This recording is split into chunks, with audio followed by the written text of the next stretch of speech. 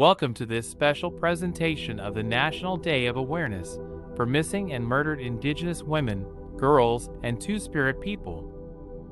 On this day, we're dedicating a platform to honoring the lives of Indigenous women, girls, and Two-Spirit people, and advocating for further action to prevent missing and murdered Indigenous women and girls in our country. Today, we're here in London, Ontario, on the grounds of Western University's Wampum Learning Lodge. This is just one of the many Indigenous-led and ally-led events happening around the country to mark the 20th anniversary of Red Dress Day. The sky is bright, the sacred fire burns, and the sun sets on a day of remembering and action. It has been 4 years since the release of the inquiry report into missing and murdered Indigenous women and girls, which determined that Indigenous women and girls are 12 times more likely to be murdered or go missing than any other group in Canada. This is a gross injustice that our country must face.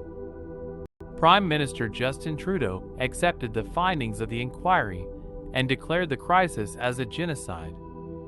Since the report was released, we've seen some progress made toward redirecting Canada toward a justice-filled future. Statistics Canada has found that 63% of Indigenous women have experienced violence, most commonly sexual assault and experiencing partner abuse, and nearly half have experienced sexual assault. A new system has been proposed to alert the public when someone goes missing.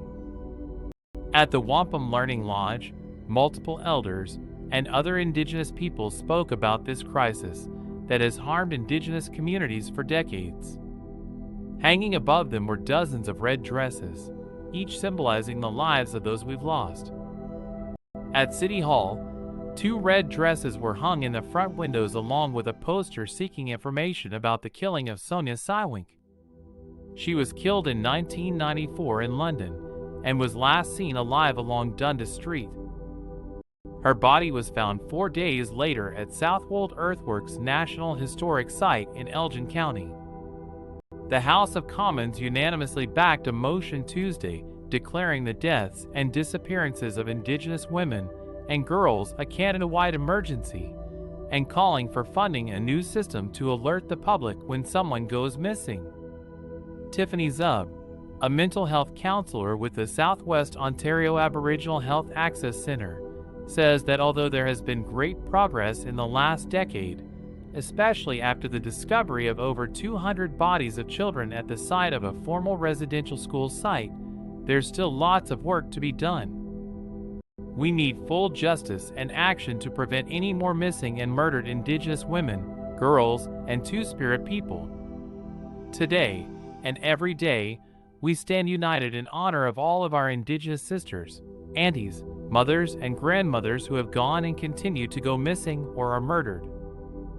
On this day, let us join together in prayer and honoring the lives that were taken long before their time and mourn for families, communities, and friends as we commemorate National Day of Awareness for Missing and Murdered Indigenous Women, Girls, and Two-Spirit People.